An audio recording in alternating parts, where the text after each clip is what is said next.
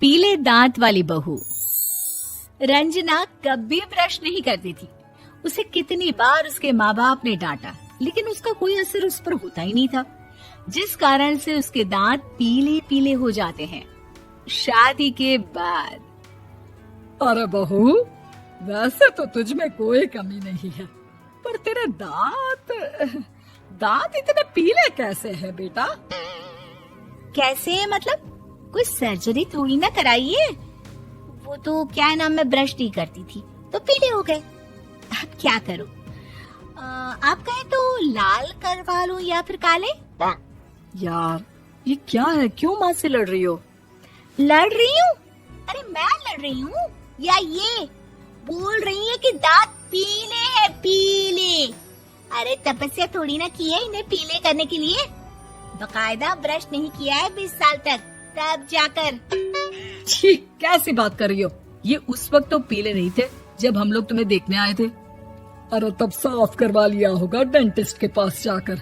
अब देखो कैसे पीले पीले लग रहे हैं। रंजना सास की तरफ गुस्से से देखती है। फिर शुरू हो गई पीले पीले पीले।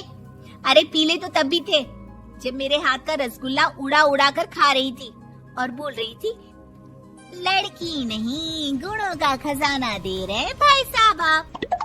खैर, अब वो लोग करते भी तो क्या करते, पीले दांत वाली बहू पल्ले पड़ी थी तो झेलना तो था ही। एक दिन कीर्तन में रंजना गाना गा रही थी। अरे कमला बहन, माँ का द्वार है, यहाँ तो सब शुद्ध होकर आते हैं, फिर अपनी बहू को ब्रश भी नहीं करवाती तुम। दूर से पीले पीले दांत भक्ति में बाधा उत्पन्न कर रहे हैं। अरे कोई 2 साल के बच्ची थोड़ी ना लेकर आई हूँ मैं बहू बनाकर। अच्छी खासी लड़की है, अरे कैसे करवाऊं ब्रश? ये तो उसे खुद करना चाहिए ना। अब माँ बाप तो इसके जैसे तैसे निपटा दिए, ये नहीं सोचा कि सास कैसे संभालेगी। सास बहू को लेकर घर आ जाती है, लेकिन सोच लेती है कि अब इसे लेकर कहीं नहीं जाएगी। अगले रोज बहू कहती है, अरे क्या हो गया, मंदिर नहीं जाना क्या? कीर्तन का वक्त हो रहा है। मेरी मधुर वाणी से कान्हा जी जागते हैं और सोते हैं। आप तो जानती है ना उनकी भक्ति में कितना मन लगता है मेरा। वो क्या है ना, तबीयत ठीक नहीं लग रही है मेरी, आराम करूंगी मैं। तबीयत ठीक नहीं लग रही? अभी तो मिथुन के गाने पर नाच रही थी आप, और अब बोल रही है कि तबीयत ठीक नहीं लग रही। अरे भक्ति में मन लगा लो सासू माँ, ऊपर जाना है, क्या मुंह दिखाओगी आप? हाँ? सास को बहू की बात पर गुस्सा आ जाता है। मैं क्या मुंह दिखाऊंगी, इसकी चिंता तो ना कर, समझी? अपने मुंह की चिंता कर, जो ये पीले पीले दांत लेकर हर जगह पहुंच जाती है। पता है लोग कितना मजाक बनाते हैं। ना जी ना, मैं नहीं जाना कहीं तेरे साथ। तो ये बात है, कोई ना, मत जाओ, मैं अपने कमरे में ही बैठकर भक्ति कर लूंगी। ऊपर वाला दांत थोड़ी ना देखता है, मन देखता है, भावना देखता है। और अरे बस बस, तू सब कुछ दिखा, बस ये सफेद चमकदार दांत ना दिखाना किसी को, है? जा यहाँ से। बहू को सास की बात का कोई फर्क नहीं पड़ता, वो तो जैसी थी वैसी ही रह जाती है। सुबह नहाकर किचन में खाना बनाना, फिर खाना खाना, कीर्तन भजन करना और सो जाना।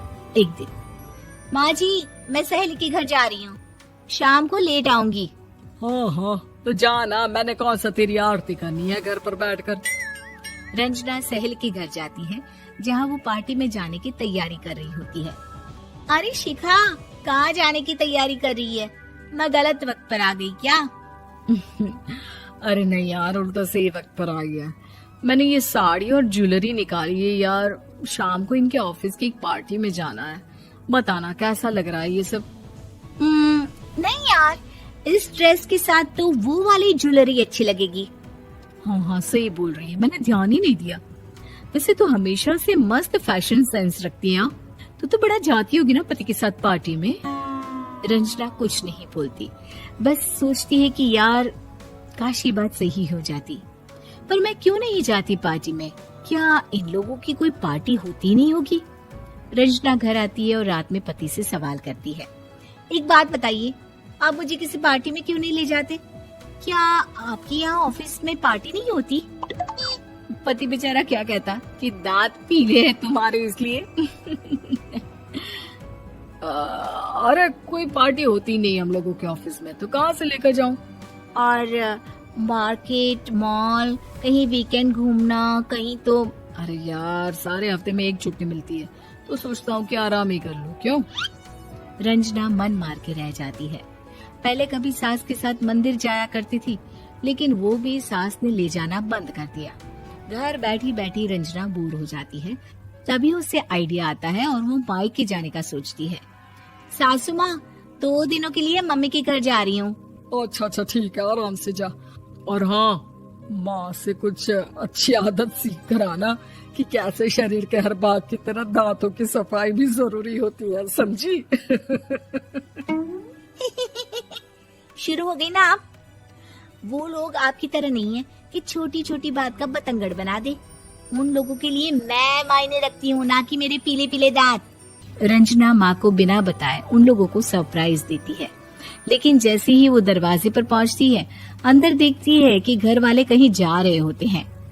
अब माँ, काश रंजना दीदी के दांतों वाली प्रॉब्लम नहीं होती, तो वो भी हम लोगों के साथ चलती ना बुआ जी की बेटी की शादी में। हाँ बेटा, लेकिन अब उसे कौन समझाए कि उसको उसके पीले दांत नहीं दिखते, लेकिन उसके आसपास के लोगों को कितना एम्बैरेसिंग फील कराते हैं।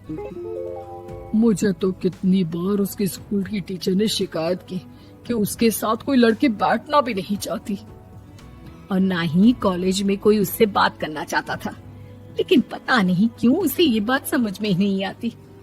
कोई कमी नहीं है उस लड़की में, बस यही कि दांत पीले हैं। वो तो भला हो जीजा जी और उनकी माँ का, जो दीदी को जैसी है वैसे ही रखा हुआ है। रंजना को अपने घर वालों की बात सुनकर बहुत दुख होता है। वो सोचती है कि वो क्या करे, लेकिन फिर वो सीधा डेंटिस्ट के पास जाती है, अपने दांत चमकाती है और कसम खाती है कि वो रोज ब्रश करेगी। अरे क्या हो गया? तुम तो 2 दिनों के लिए गई थी ना, पर कोई ना, अच्छा है, चलो आ गई तो। रंजना सास के सामने आकर खड़ी हो जाती है और पूरी स्माइल करती है, उसके चमकदार दांतों को दिखाती हुई। चले मंदिर। माँ, मुझे माफ कर दीजिए, मैंने आप लोगों को बहुत एम्बैरेसिंग फील करवाया। मैं आज से रोज ब्रश करूंगी। अगर आपको मस्त भरे रहस्य, रोचक तथ्य पसंद हैं, तो इस वीडियो को लाइक करें और सब्सक्राइब करें।